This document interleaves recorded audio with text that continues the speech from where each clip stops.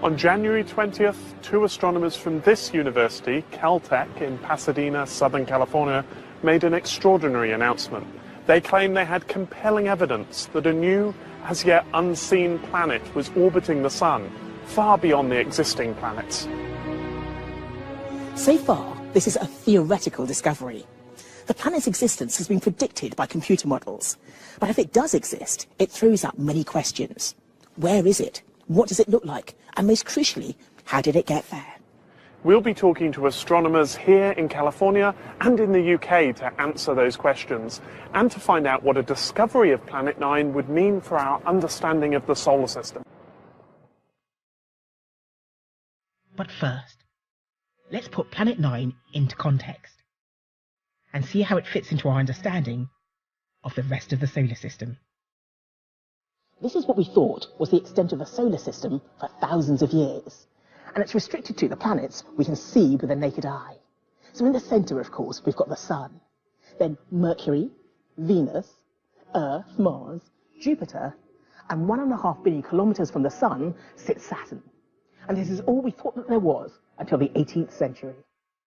Since then, the solar system has gradually expanded. In 1781, Uranus was discovered, followed in 1846 by Neptune. Tiny Pluto was added in 1930, bringing the edge of the solar system out to 5.9 billion kilometres away from the Sun. Pluto was counted as a planet for over 70 years. But now we know it's just one object in a huge donut-shaped belt of billions of icy bodies and comets called the Kuiper Belt. It was thought that the Kuiper Belt marked the outer edge of the realm of the planets. But now it seems that that might not be the case. For some of us, it's an extraordinary thought. But many astronomers have long suspected there may be other planets lurking in the dark expanse beyond the Kuiper Belt. And we're getting the first evidence that suggests they may be right. To get a feel of just how far away Planet 9 is, if it exists, we need to plot its position in relation to the rest of the planets. On this scale, every centimetre is about 35 million kilometres. The Earth is 150 million kilometres from the Sun. Pluto is 40 times further away, and the outer edge of the Kuiper Belt is still further. But Planet 9 is far beyond that. At the point of closest approach in its orbit, it sits 200 times further from the Sun than the Earth. That's a whopping 30 billion kilometres away from the Sun. But unlike the other planets, the proposed orbit of Planet 9 is not circular. Its highly eccentric path takes it much, much deeper into space. At its furthest possible point, its aphelion, it could be as much as 1,200 times further from the Sun than the Earth. On this scale, it's 54 metres away. In reality, it would be 180 billion kilometres from the Sun. And because the orbit is inclined by 30 degrees to the rest of the solar system, it means it's also above or below the plane of the rest of the planets. It seems almost unbelievable that there could be a planet so far out in the solar system. A mysterious world, 10 times more massive than the Earth. On an orbit so long, it takes between 10 and 20,000 years to complete one lap of the Sun. But how was the discovery made? Chris drew the short straw and flew to California to find out.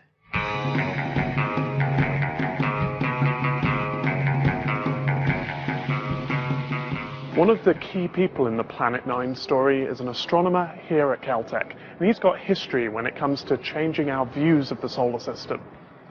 10 years ago, he was instrumental in demoting poor old Pluto, and even wrote a book about it. His name is Mike Brown. Brown's speciality is the Kuiper Belt. In 2003, he discovered Eris, a Kuiper Belt object bigger than Pluto. A discovery that was instrumental in Pluto's demotion. A month later, he co-discovered Sedna. This was the first of what became 6 unusual Kuiperbelt objects that have been found with highly eccentric orbits that take them far out into space. They were 6 of the most distant objects ever found in the solar system. It was studying their orbits that led Brown to the idea that there might be another planet out there. So the story starts with the outer bits of the solar system, the Kuiper Belt. What we found is that the most distant objects that are part of the Kuiper Belt, so these ones that come into the Kuiper Belt but swing out really far, the very most distant ones, if you look at their orbits, all of their orbits are pointing off in one direction instead of being randomly distributed around the sky. So how tight is that alignment? The ones that we know for sure that are aligned are 6 objects of the sky. Something like this. Yeah, okay. And it's not just the alignment in direction as well. The orbits have other things in common. Well, so first you see the alignment in the direction, and then you realize that these 6 very most distant objects are also all tilted in the same direction, downward and a little bit to the side. They're within about 7 degrees of being in the same skewed plane as of each other. And the combination of those two is what really shows you that there's something strange going on. Because, you could get the 6 of them lined up just due to chance. It's about a 1% chance you would get it due to chance. About 1%, it's a small number, but it's not that small of a number. But if you take it also into the fact that they're tilted like that, that's another approximately 1% chance. So it's about a 0.01% chance that this is all just randomly aligned. So is that what got your attention and got you working on the problem? That was the big clue that something is going on in the outer solar system. This was an extraordinary finding. The tight clustering of the 6 orbits might have been caused by the gravitational influence of something massive in the outer solar system. For Mike Brown, the question now became what was out there and how could he find it? Working down the corridor from Mike is theoretical astronomer Konstantin Batygin. Mike and Konstantin have worked together for ages, and it always helps to have a friendly theorist on hand. And so Mike popped in to see if Konstantin could help with his problem. Konstantin's expertise is building computer models of planetary systems. Hey, how's it going? Yeah, nice to see you. Nice And so Mike challenged him to build a computer model of the solar system that would replicate the strange orbits of the 6 Kuiper Belt objects. When you started looking into this problem of these strange orbits, I know that a planet wasn't the first thing you considered. Indeed, yeah. What else could have caused this effect? We had a whole slew of explanations that we decided to look into first. Self-gravity of the Kuiper Belt, so the mass of the disk itself holding itself together in a coherent fashion. All the bodies pulling on each other, essentially. That's right, to create almost a fluid-like effect. As it turns out, the Kuiper Belt doesn't have enough material for this to be relevant. If it was 1,000 times more massive, that model would have some pull. We looked into whether or not a passing star could sort of perturb the structures and leave this long tail of orbits that we are now here to observe. Such encounters don't happen very often, and moreover, the alignment would go away over time, so this would have had to be recent. And there's no sign of a very nearby star that's just done this. That's right. So I think that's a very uncomfortable route to go. And so, with all of that out the way, you start to think about planets. We were careful to ensure that we're not chasing a red herring here, that this data is indeed real, the alignment is not some observational bias, it can't be a coincidence, all of that, before going down the path of introducing additional planets into the solar system. When he started adding planets to his models, Batygin experimented with thousands of possible orbits, until he found one that replicated the strange orbits of the 6 unusual Kuiper Belt objects. Suppose that the orbit of Neptune is about this big. Okay. Most conventional Kuiper Belt objects, Pluto included, have orbits that sort of hug the orbit of Neptune and are oriented every which way. But importantly, if you look at the whole Kuiper Belt from afar, it looks like a more or less axisymmetric disk. Yeah. This rule of thumb is broken when you look at the most distant orbits. So these are the now famous 6. That's right. If you look at the now famous 6, they all tend to swing out into the same overall direction. So your simulations predicted a nice elongated, distant Planet 9 orbit. Planet 9 is sort of a similar sized orbit, but it's facing the wrong way.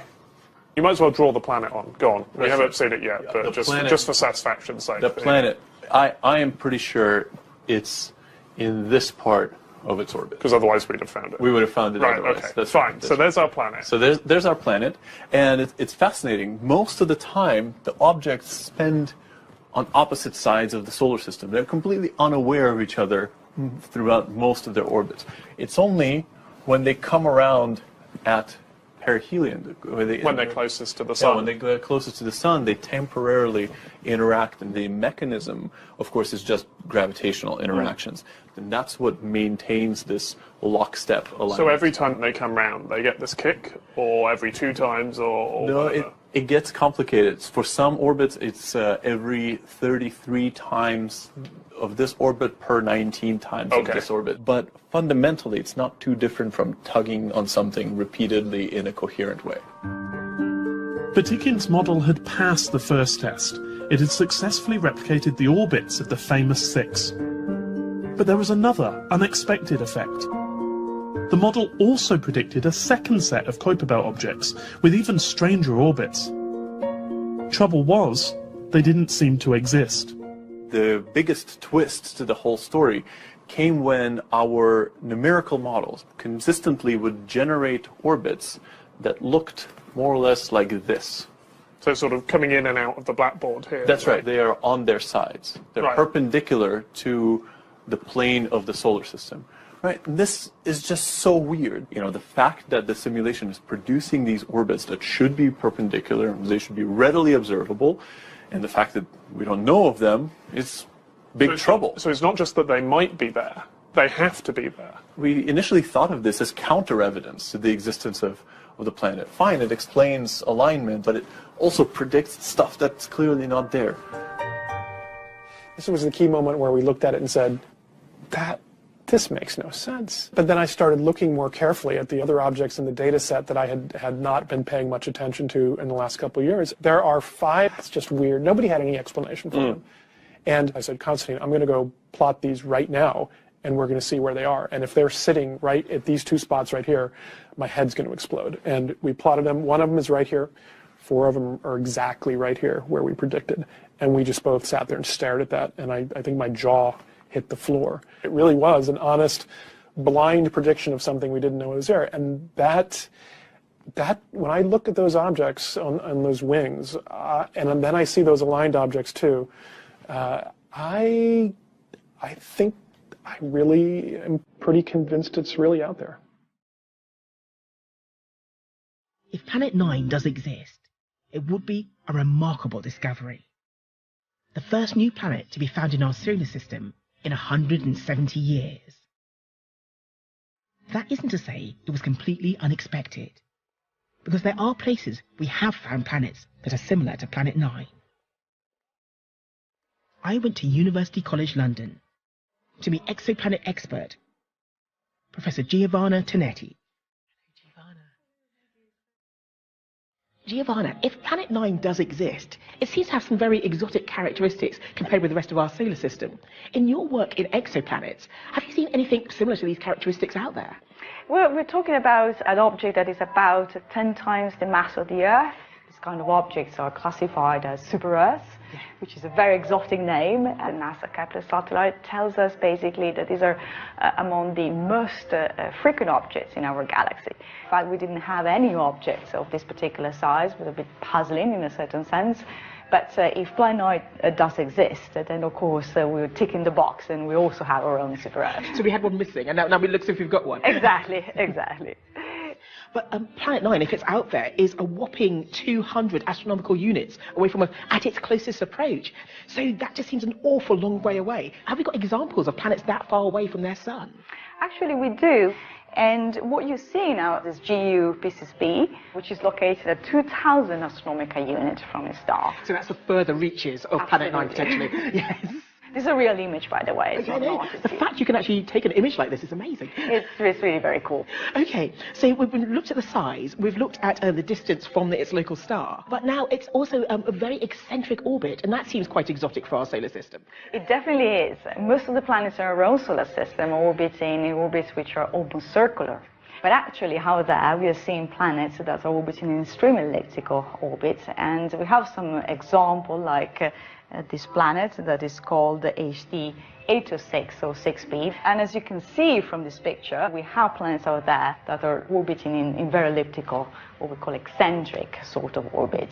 So if Planet 9 does exist, it isn't as exotic as we perceive it to be, because there's lots of other examples out there that are similar to the characteristics of Planet 9. You're right, Maggie. And if Planet 9 were sort of proposed and discovered before extrasolar planet were found, probably we would dismiss this case, saying, well, this is way too eccentric, this is way too odd. We can't have a planet like this. And the fact that, on the contrary, now we know that planets like this can indeed exist is really making the case for Planet 9 even more interesting. Well, thank you very much. It's been fascinating speaking to you. It was a pleasure. In theory, there's no reason why Planet 9 should not be out there. But there's only one way to prove its existence, and that is to directly observe the planet. Mike Brown took Chris to the famous Griffith Observatory to look at the skies above LA, and to point out where he thinks Planet 9 is. Okay, well, clear sky, sort of. Where is it? Where's this planet? Well, we know its path across the sky. We know its orbit, so we know the path. And the path across the sky goes from somewhere over here, up across here, right through the middle of Orion and Taurus, and then down south across this way. And then, of course, all the way back around. We actually also know that around Orion and Taurus is where it's the most distant from the sun.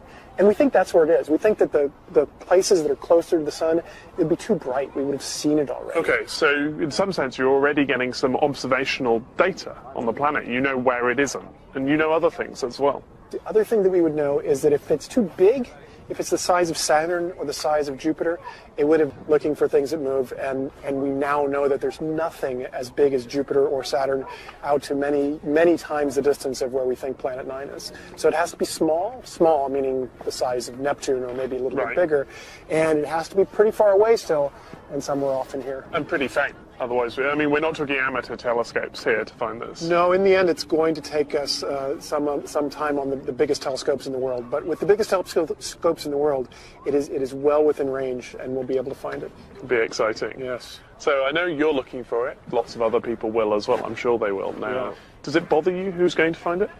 I would love to find it myself. I would love to have that moment, which I've gotten to have before on these big objects in the Kuiper Belt with HRS, where you see it, and for a moment, you are the only person in the history of humanity who has seen this object so far away.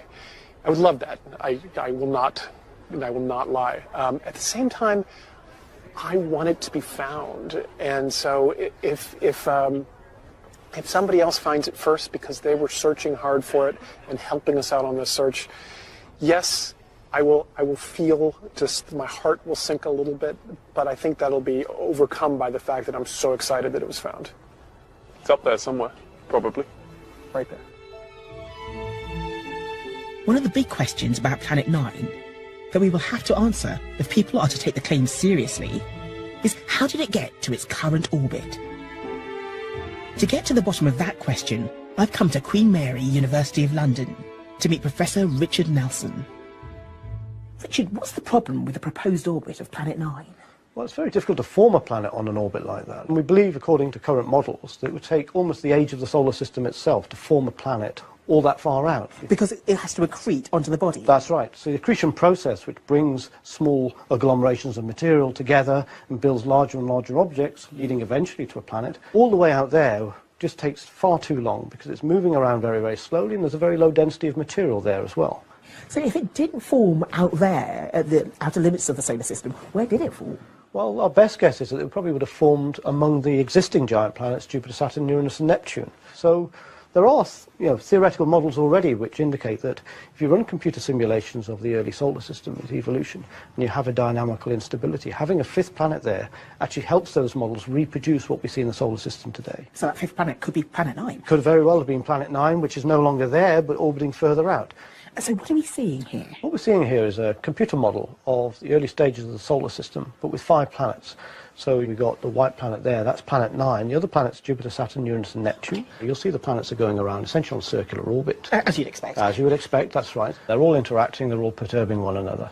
But Planet 9 in this simulation is a little bit too close to Saturn when it starts. At some point, we're going to see it have an encounter which gives it quite a dramatic little kick, and you'll see it change.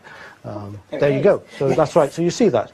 And this keeps going on and on and on. Jump forward, you can see the planet's orbit has expanded a lot, and there you have a very eccentric and a very inclined orbit. So does that do it? Does this give us the orbit of Planet 9? Well, unfortunately not, because Planet 9 has an orbit where the closest approach to the Sun is about 200 or 300 astronomical units away.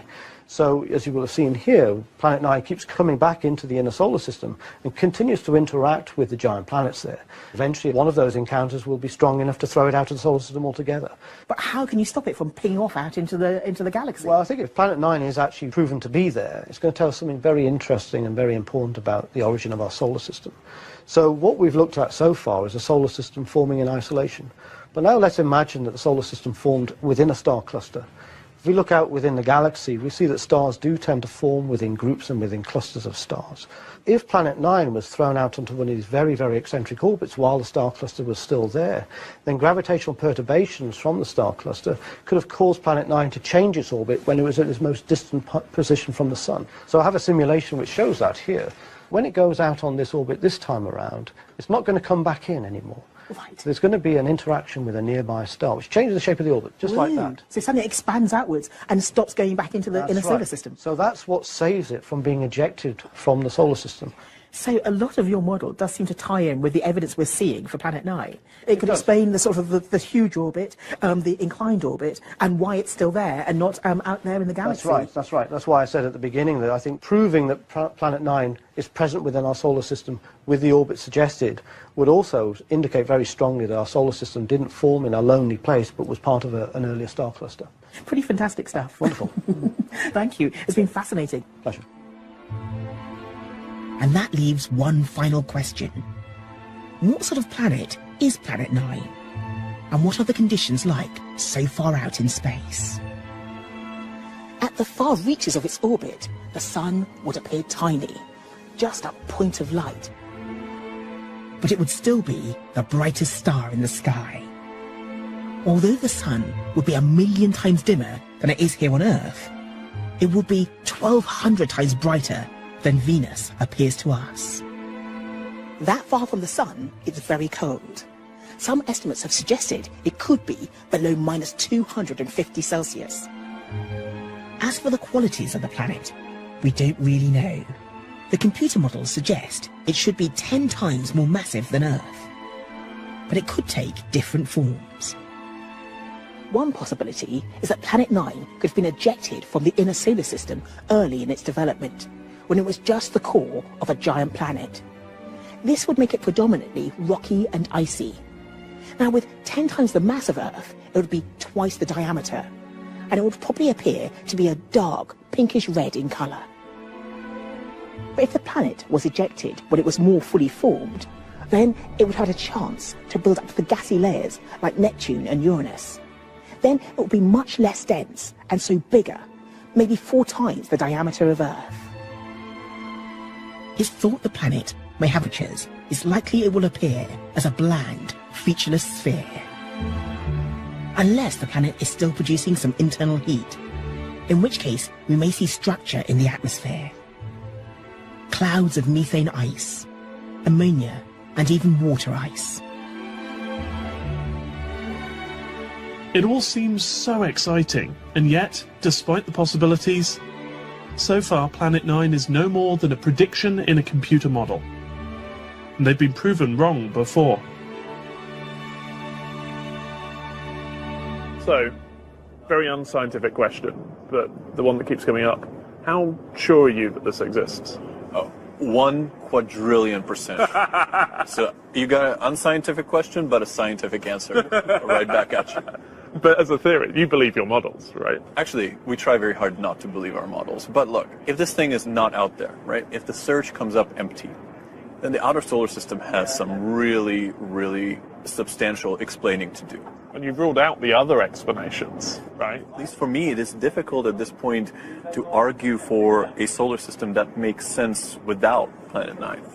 Mike, what about you? So I'm slightly lower than a quadrillion%.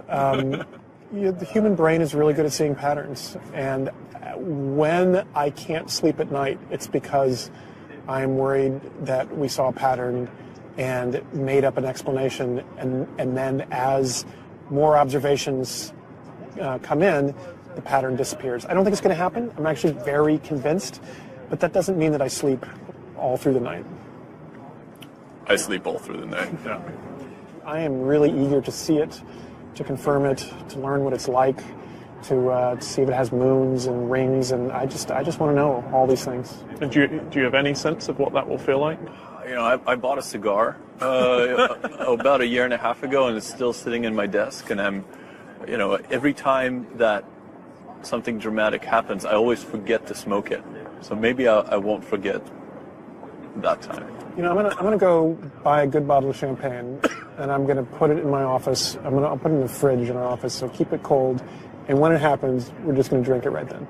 And between now and the cigars and the champagne, while we're waiting for the discovery, what are you two working on next? We are looking for the planet, but we're also looking for more of these objects that are aligned, that are perpendicular, that aren't aligned or aren't perpendicular, to prove ourselves wrong. You know, if anybody's going to prove us wrong, we would rather do it ourselves than to have somebody else do it. So we are trying very hard to prove ourselves wrong.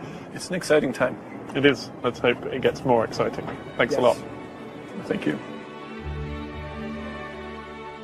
Today's been incredibly exciting. The team's belief in Planet 9 is contagious, and I've become increasingly convinced that it really is out there somewhere in the outer wastes of the solar system. I'm sure I'm not the only one. There will be teams and telescopes from across the world racing to be the first to see it. And if it's found, when it's found, it will be the astronomical discovery of the century. That's it for this programme. But don't forget to check out February's Star Guide on the website. Next month, we'll be looking at the top 5 photographs of the solar system ever taken. But in the meantime, get outside and get looking up. The sun is tilted by 6 degrees with respect to the plane of the planets. The reason for the non-zero solar obliquity has been a mystery since it was first discovered by Sir Richard Carrington in the mid-1800s. It turns out that Planet 9 can actually tilt the sun. The fact that the sun is tilted, even if it's only by 6 degrees, the fact that the sun is tilted, you know, the sun is the most massive thing in our solar system by a huge margin, and it's oriented differently than everything else in the solar system. That is an incredibly strange phenomenon for which there really have not been that many explanations even attempted over the last 150 years. It's naturally explained by Planet 9 being exactly where we think Planet 9 is, which it's one of these mysteries that we think is now solved. That's been such a mystery that people haven't even really talked about it very much over the last 150 years because it's just been so difficult to think of what it is. It has been known since the mid-1800s that the sun is tilted. Over the years, people have put forth various explanations for it. One possibility is that the sun was interacting with the protoplanetary disk via magnetic fields. It's also possible that the disk was just asymmetrical from the beginning. And it's also possible that the sun actually had a stellar companion a long time ago. It was a moment of inspiration. Not all projects start out this way. Not all results really come. Some of them come, you know, it slowly dawns on you. We were sitting in Konstantin's office one afternoon, and we were actually thinking about a different problem entirely, which is how Planet 9 would interact with these very distant objects in the Kuiper belt that made us originally think that Planet 9 was there. And in just a moment, as we're thinking about it, and we're doing this with our hands, trying to think of directions things are going, I think we both realized at about the same time. It's like, oh, it's going to make the sun look tilted too. And it was very clear from the way we did our fingers that it was going to make an effect. What we didn't know until we did the calculations was how much of an effect was it going to have and in what direction was it going to go. But we knew it had to do something.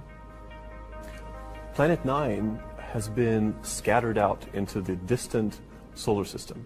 So because it has an orbital period that's so long, it has an enormous amount of angular momentum, right?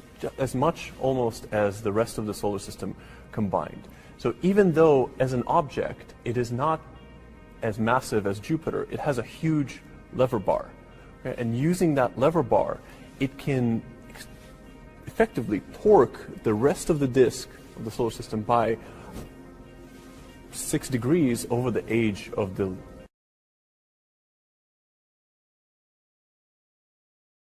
Next on our list is find the planet. We think we have it narrowed down to a pretty small patch in the sky that we have to look at. Small patch in the sky still means we need many, many nights on the telescope.